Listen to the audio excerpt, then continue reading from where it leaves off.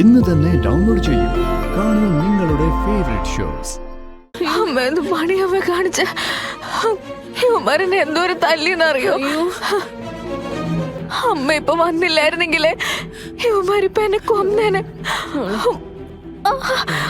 Madam, ഇത് മാഡത്തിന്റെ മകളായിരുന്നോ? ഞാൻ വ്യക്തമായിട്ട് കാണിച്ചു തന്നല്ലേടാ നിനക്കൊക്കെ. ആ കൂടെ അവിടെ വേറെ ആരും ഡ്രസ്സിംഗ് റൂമിലേക്ക് വരില്ലെന്നല്ലേ മാഡം പറഞ്ഞത്?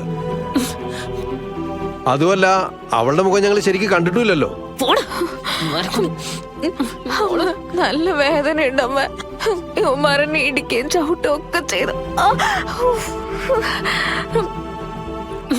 പോട്ടെ മോളെ, തല്ലാൻ പറഞ്ഞത് ഞാൻ തന്നെയാ. പക്ഷെ നീ ആയിരുന്നു എനിക്ക് അറിയില്ലായിരുന്നല്ലോ. ഇനി നമുക്കൊന്നും ചെയ്യാൻ നിക്കണ്ടമ്മ. അയ്യോ എനിക്ക് വയ്യ.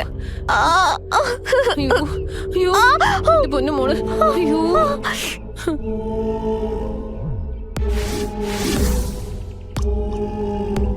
ഇവിടെ വെച്ചൊന്ന് പ്രാക്ടീസ് ചെയ്ത് നോക്കാന്ന് പറഞ്ഞപ്പോ ഹോസ്പിറ്റലിൽ കിടക്കുന്ന അമ്മയുടെ വിശേഷങ്ങൾ അറിയാനായിരുന്നു ഇവക്ക് താല്പര്യം.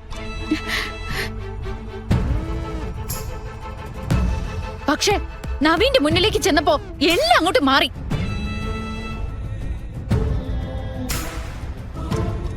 സിനിമ സ്റ്റൈലല്ലേ അവള് റൊമാൻറ്റിക് രംഗങ്ങളൊക്കെ അഭിനയിച്ച് തകർത്തത്.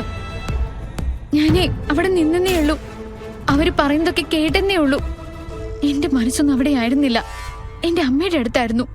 ഓ, അമ്മ ചാകാൻ കിടക്കുന്നത് ആലോചിച്ചിട്ടും ഇത്രയും ഭംഗിയായി അഭിനയിച്ച് ബലിപ്പിക്കാൻ നിന്നെ കൊണ്ട് സാധിച്ചു അല്ലേ? അപ്പൊ അമ്മയ്ക്ക് കുഴപ്പമൊന്നുമില്ലായിരുന്നെങ്കില് നീ എന്റെ മുന്നിൽ വെച്ചെന്നെ നവീനെ സ്വന്തമാക്കിയനെ. മാഡം, ഇതൊക്കെ കേട്ട് നിൽക്കാനേ എനിക്ക് ബുദ്ധിമുട്ടുണ്ട്.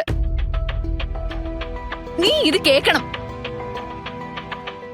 വെറുതെ ഒന്നും അല്ലല്ലോ, അമ്മ ഹോസ്പിറ്റലിൽ കിടക്കാണെന്നുള്ള പേരും പറഞ്ഞ് ലക്ഷങ്ങൾ എണ്ണി വാങ്ങിച്ചില്ലേ?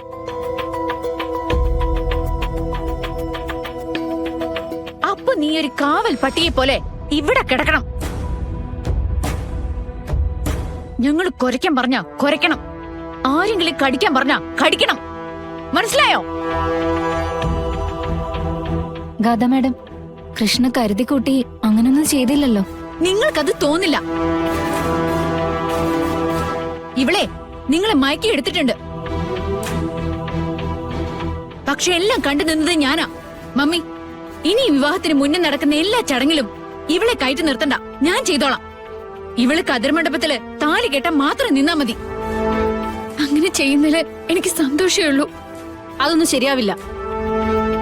താലികെട്ട് വരെയുള്ള എല്ലാ ചടങ്ങുകളിലും കൃഷ്ണ തന്നെ പങ്കെടുക്കണം. മമ്മിക്ക് എന്താ ഇത്ര നിർബന്ധം?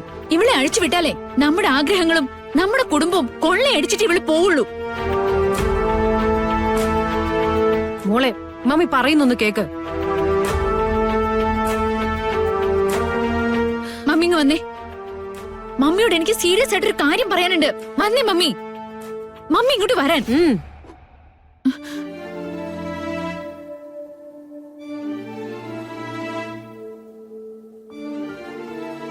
സിനി ചേച്ചി, ഗാഥ പറഞ്ഞ പോലെ ഇനിയുള്ള കാര്യങ്ങളിൽ നിന്ന് എന്നെ ഒഴിവാക്കണേ. എനിക്ക് അത്രയും സമയം എന്റെ അമ്മയുടെ അടുത്ത് നിൽക്കാലോ. നോക്കാം കൃഷ്ണ, നിന്നെ ഏൽപ്പിച്ച കാര്യങ്ങൾ നീ ഭംഗിയായിട്ട് ചെയ്തിട്ടുണ്ട്. ആ കാര്യത്തില് ആർക്കും ഒരു പരാതി പറയാൻ പറ്റില്ല.